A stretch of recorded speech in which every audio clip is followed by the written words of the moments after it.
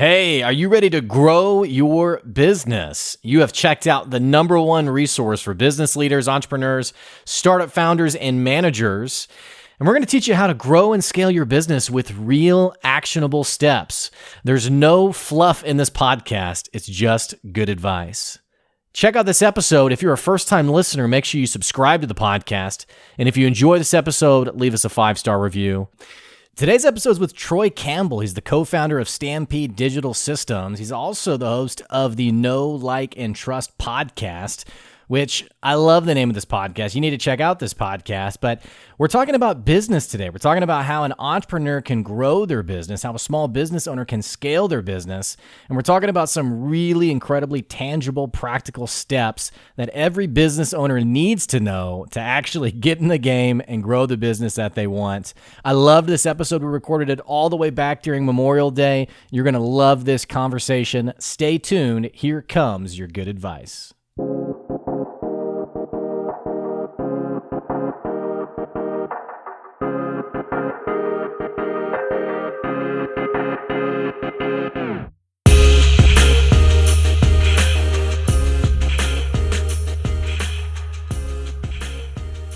Hey, thanks for checking out another episode of the Good Advice Podcast. We're bringing you some good advice today. It's a guy that I sat down with. I was on his podcast really just, I guess, last week or the week before. And I was like, man, I have to get this person on the podcast today. So I am sitting down with Troy Campbell. He's the co-founder of Stampede Digital Systems. He's a serial entrepreneur. He's also one of the founders of the Know, Like, and Trust podcast, which, hey, what the heck are you doing? You got to exit out of this podcast. Go download that podcast and check out an episode from over there. He knows what he's talking about. Troy, so glad for you to be here today. Thanks for joining us. Thank you, brother. I'm glad to be here. Now, we are recording on Memorial Day, so we dusted off our holiday shoes and we are going to work talking about business and entrepreneurship today. How's your holiday been so far? Wonderful. I love this holiday. I love honoring the folks that have served us, helped us. Well, tell me a little bit about, there's a lot of different angles I want to go today, but right off the bat, man, I love your podcast name. I love Know, Like, and Trust. And I think part of the reason why I love it is such a simple concept. And yet so many people, and we're going to talk a little bit about entrepreneurship today because I know you're a serial entrepreneur, but I want to also, a lot of these concepts carry on to just business in general, no matter the size. Man, it feels like this concept of know, like, and trust that people, it's so simple, but people it doesn't click for some people. Like they don't know how to process through that. Talk to me a little bit about this concept, know, like, and trust. Yeah, well, I like to divide up business into 5 areas that, a C team, an entrepreneur, solopreneur is in charge of. You've got your leadership team, you have your customer service, fulfillment, you have your product development, you have your finance, and then you have your marketing and sales. And marketing and sales is, 50% of the business, 70% of the business. It's a large part of the business. And so you can come at a business and you can go, I've got a great product. I've got a good team. I've got my financials figured out, my situation there. But if people don't know about you, they can't choose you. They've got to get known. And so that's the first part of that know, like, and trust, and that marketing piece. And that's what I think marketing really should be about, is know, like, and trust. It shouldn't be about throwing up a bunch of content to have content on there. It shouldn't be about, It should be about getting people to know, like, and trust you. Well, and this is interesting because I think when you play this out, you find people who have trouble executing on this in 2 ways. One, it's the person who gets on social media and they're like, okay, I'm going to really harness the power of social media. And so they make the post that says, hey, we're running a special today. And no one comments on it. No one follows through. No one buys from them. They're like, what the heck? What's wrong with social media? Why is social media broken where it doesn't work for me?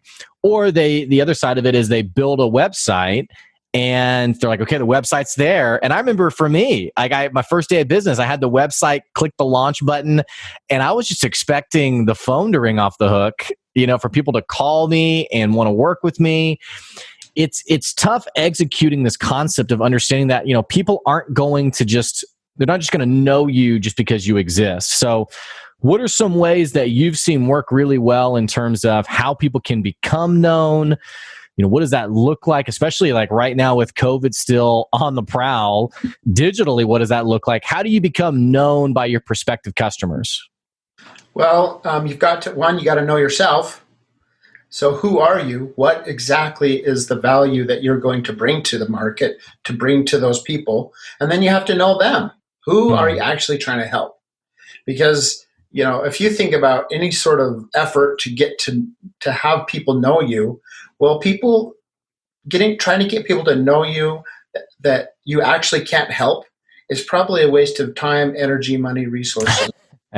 It's the people who are commenting that you would never sell to anyway. Yes. So let's try to connect with people who are already convinced that our value, our service, our product is something that they want. And so you have to understand who that person is. So that's knowing yourself, knowing them. That's, I think, the first piece. Then now, how do you connect with them? Well, if it's digitally online, I like to say if you look at in science, if you look at a gravity well, it looks like a well. The gravity's kind of sucking in all this matter, right? And even light, it's sucking in with gravity. Well, on the internet, I like to say that what we're doing is we're creating this gravity around our business. And so what's happening is Google, Bing, customers, researchers, they're all being attracted to that because we're creating really good content, right? We have our product at the core of it, but then we're creating good content so that when they come, they can see that. And Google rewards us because there's great content there. And, that content will attract the people that you're trying to find. What about people I'm talking really about like the blind spots, like you think you have clarity, but really you don't. So like, oh, my content's really good, but it's not.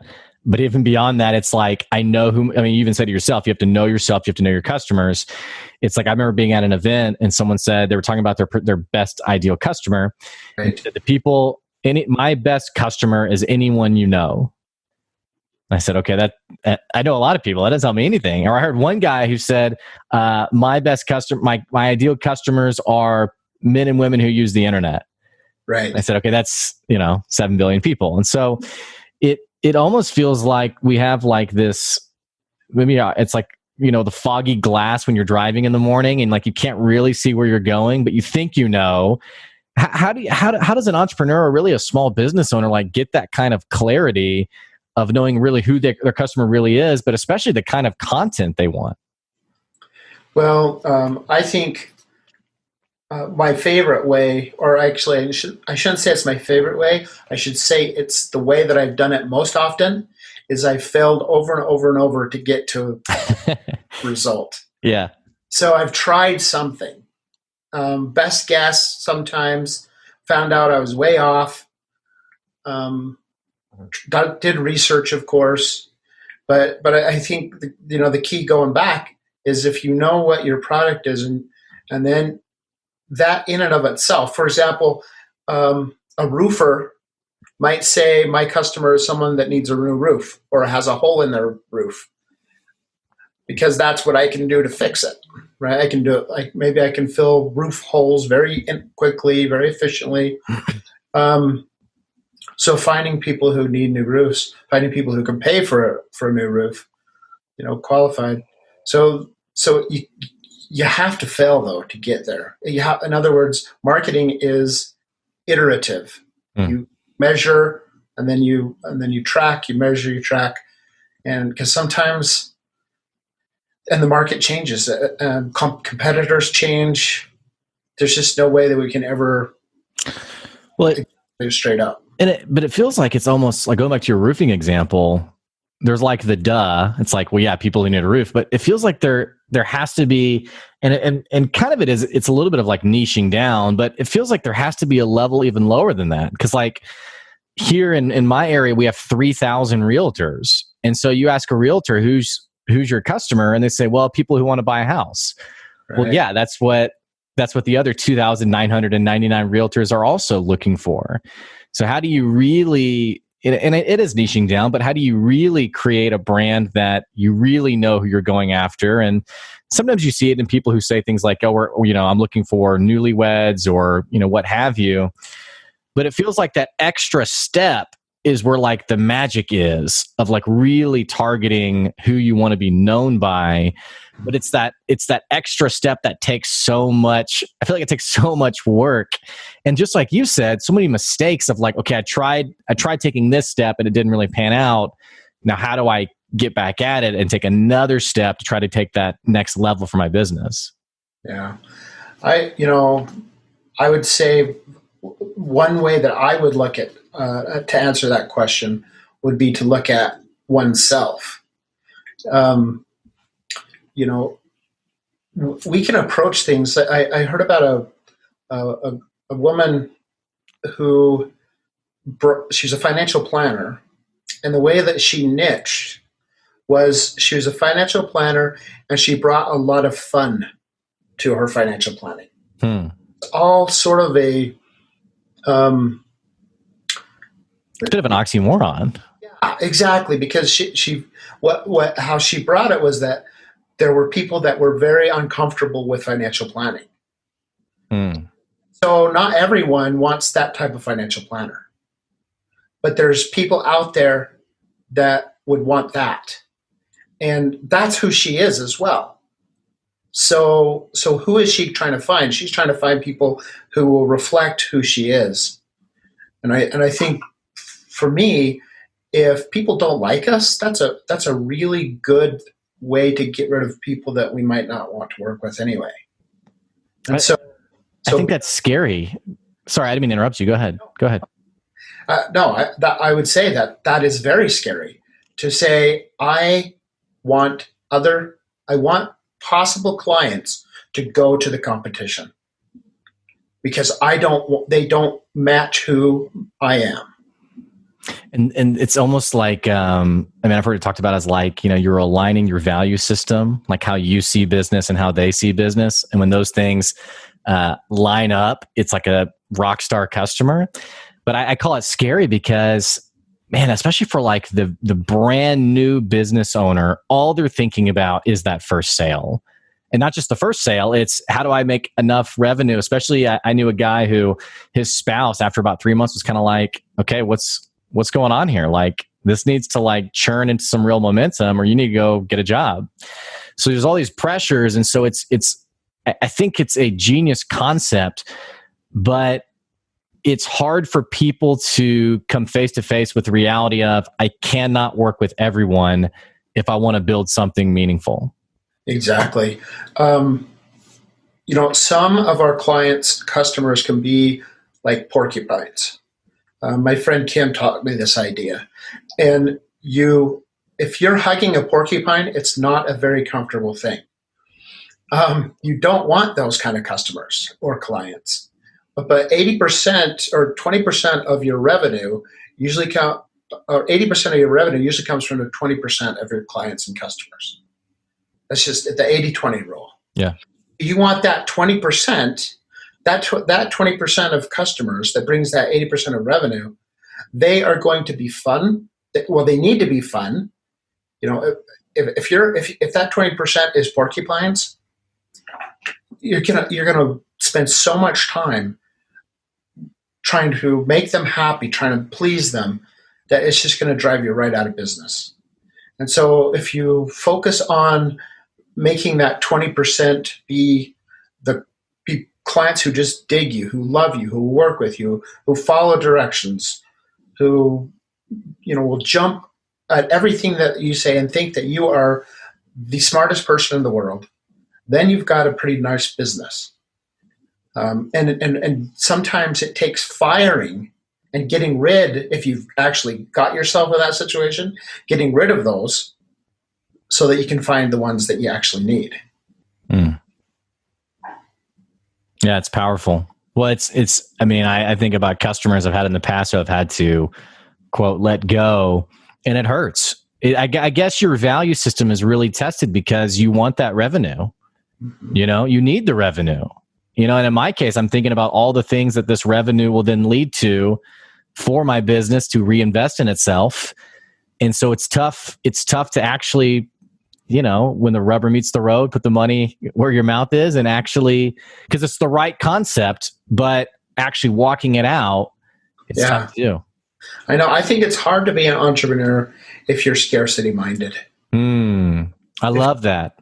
If you look at the universe as everything's scarce, then you know your fear is just going to eat your life. If you look at that, there is possibilities that we can do things, that there is business out there, then suddenly now you're like, okay, so I know that this is possible. What do I need to do to make sure that happens? You know? Well, it's the thinking of, you know, oh God, I'm not going to find another customer versus I'll get another one. I'll get another one. Yeah, exactly. I'm going to make the leap. I'm going to fail, right? Or I need a new customer. This customer is horrible. I need a new one. I failed somehow. You know, that's feedback to improve. You know, I hate failing. I hate it. It hurts deeply, profoundly, psychologically, emotionally, psychically. But it's just what we need. Mm. Whenever you mentioned serial entrepreneur, you've been at this for a lot longer than I have. You know, I've been an entrepreneur for about 2 years now, and I've been amazed as to the depth of self-discovery and like just development in terms of who I am as a person and like how I see things. You know, you've obviously been at it much longer than I have. Has that been a similar journey for you? I mean, is it this thing is, man, it's something. I'll tell you that. Yes, it's something. I was reading a book by Robert Kiyosaki, and so I'm just going to pull this information from him. I'd like to do my own research on this, but he was saying something about that. You know, 80 years ago, maybe 100 years ago, most businesses they started with, you had, you know, some MBAs and they had capital, and they just went out and they founded, you know, this structure. And except for maybe mom and pop shops and farms, that was basically all the businesses that there were. And then came franchises and multi-level marketing. And franchises allowed smaller people with less money to get into the small business game. And then multi-level marketing came in and let just regular people come in. And all of them have pros and cons. And with the internet, especially, the technology has allowed so many more people to become entrepreneurial. And I think that's what many of us have discovered, is that it is a pathway to improving ourselves. And I think if you think and grow rich, that's pretty much what Napoleon Hill was talking about, is that entrepreneurial idea that he had, to go through those steps in the think and grow rich process. It is a way to say, I am going to take control of my life. Even if you go back and you look at all through history, the world GDP has been stable, right? It's been stable all the way up until the free market system was brought in around the time America was founded, right? I mean, the merchant class was starting to grow in Europe and everything. But once you had a country that was espousing the free market, suddenly the GDP just started climbing worldwide, and it's been climbing and growing exponentially ever since. And so with that, suddenly now regular people are becoming, the despised merchants that the regular workers and the autocrats and aristocrats hated because they didn't fit anywhere. Well, that's where we're at. We're in this space where we can become, we can forge our own destiny. But you're talking about something though that is, there's implications around like your own legacy and like, making something of yourself, and it's sort of like even this metaphysical, like there's just such depth to where you're going with it. But yet, you even mentioned Napoleon Hill's book, which gets the book gets mentioned way more than probably anything else I hear. And it's a great book, but it gets mentioned in so many entrepreneurial circles. And I've found that one of the reasons why is that last word in the title, rich.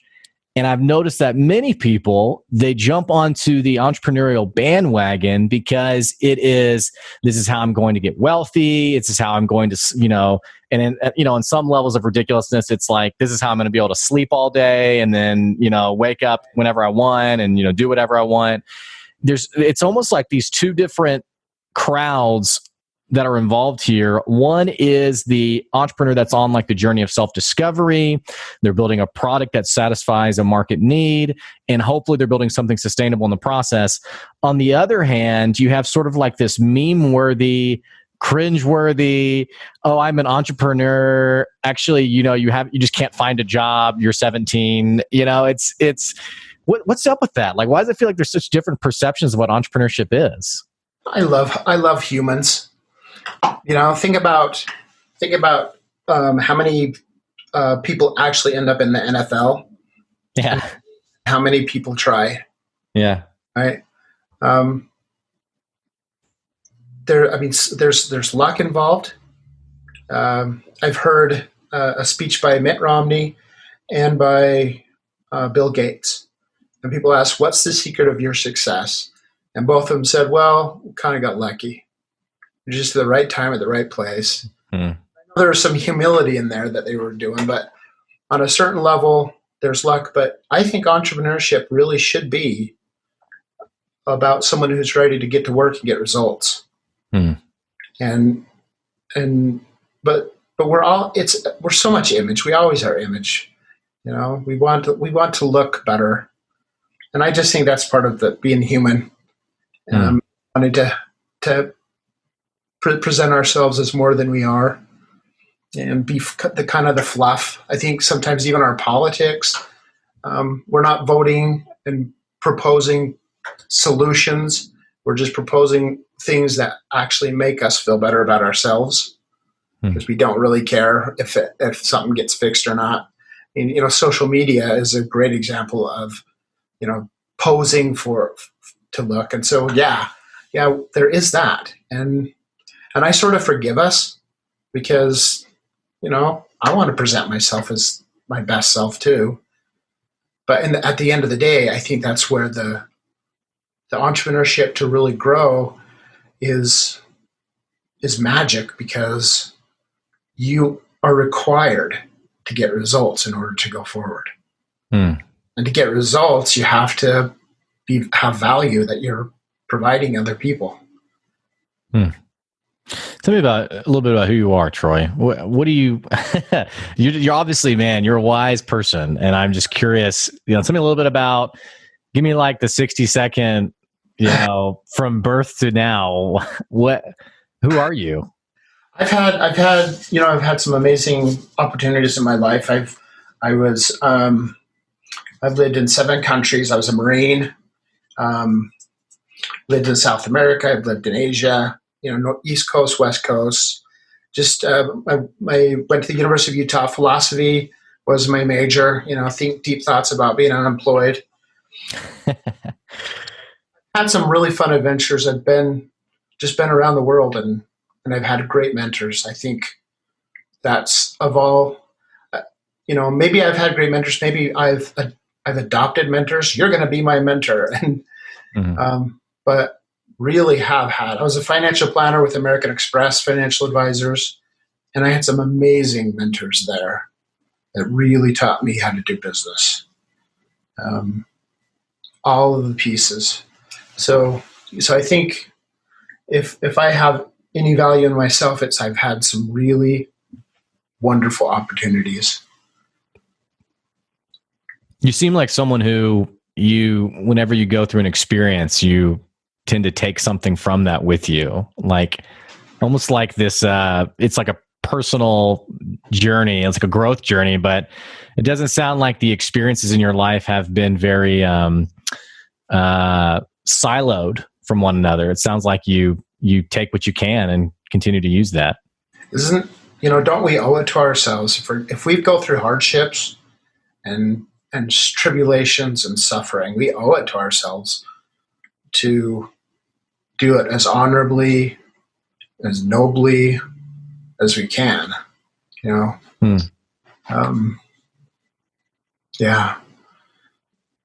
Tell me about what you're doing now. So Stampede Digital Systems, basically our idea, we noticed there's a couple things. So me and some partners, we're all in the entrepreneurial world. We know lots of entrepreneurs, and so we love them. The other thing we love is our salespeople. We love sales guys. And we also love marketing and sales. And what's happened in the internet, which can be a good thing, is it's been commoditized. All of these marketing services are just commodities. Yeah. People will go there and they'll get like a Facebook marketing service and nothing will happen, or they'll get a website and nothing will happen, or so the bad side about the commoditization is that entrepreneurs are so busy doing their thing that when they buy these services, there's a disconnect between what they're doing. And so Stampede Digital Systems, we're sort of that middle person. We're the person who's going to look at your whole situation and say, okay, no, you don't need to do LinkedIn marketing, or maybe you do, but we got to get this in place first. Let's get a CRM, let's get a better website, let's get your email marketing set up. Let's use these services, but let's do it in a comprehensive way that matches where you're at and your budget and walks you through there. So it sort of walks back the commoditization a bit and makes it sort of like a service. So it tries to blend those two. And so that's what we do. We just find entrepreneurs and say, let us help you. Well, and it's tough to know who can really help, because just like you pointed out, these internet services have become such a commodity that, man, I really feel for a lot of entrepreneurs who are spending, all they have to start their business is like $1,000. And some Facebook guru says, hey, if you give me that $1,000, we can flip it around to 100,000 within a month. And so, you have naive people, but you have people who are, frankly, just victimized by some narcissistic marketers. But it really is tough to know who really is good at this game and then who just says they are. Yeah, exactly. And we think one of the ways that we're avoiding those things is since we're in that more of a service position and doing the advising, we're accountable if the results don't happen. Right. And that's what I think, that's the problem with the commoditization, is that the accountability isn't there. Right. They will say, we are not a lead generation source. All we are is a pay-per-click provider, but we will not guarantee any results whatsoever. So, and they'll run through the process, or they'll say it's your fault. They'll say, you didn't do what we told you to. You didn't, and again, not to undo what we said originally. There are customers who, I had a customer who, we worked together for a brief period, and I just thought, you don't do anything I tell you to. So, not like there aren't customers like that, right? But it's interesting how I think you're spot on. There's not a lot of accountability there. Yeah. And then on the other side, though, those specialists, those people that can get results, we love. We love the Facebook marketers, the LinkedIn, the SEO guys, the website guy. So we love, Stampede Digital Systems, we love the entrepreneurs on which we want to be clients. We love our salespeople to help connect and advise, and we love the specialists that can do it all. And so it's a really fun, inspiring place to be, but very stressful because we know people have tight budgets. Oh, yeah. And we have to get results for them, or else we're failing. Yeah. Yeah. Well, we're about out of time. What's the best way, if there's an entrepreneur listening right now who wants to follow up with you, or just business people in general, where can people go? What should people do to learn more about you? Stampede Online or stampedeweb.com is our online Stampede. Go there and let us stampede you. We've got, if you go to the website, stampedeweb.com, you can download a free, we call it the Sales Site Blueprint of everything you're going to need to really get a good website built. And you could call us and have us do it. You can take that blueprint and call your brother to build your site, whatever source you need. But that's a free service that we provide there. Great. Okay. Well, Troy, it's been great having you on the podcast today. Thank you, brother. Nice to talk to you, Blake. Yep. For the listeners, I'll put that website link in the episode description. And hey, if you're a first-time listener, make sure you subscribe to the podcast so you can keep getting some good advice straight to your mobile device or really wherever you listen to us. Also, if you enjoyed this episode, be sure to leave us a 5-star review. Hey, that's all we got for you. We'll catch you later. Take it easy.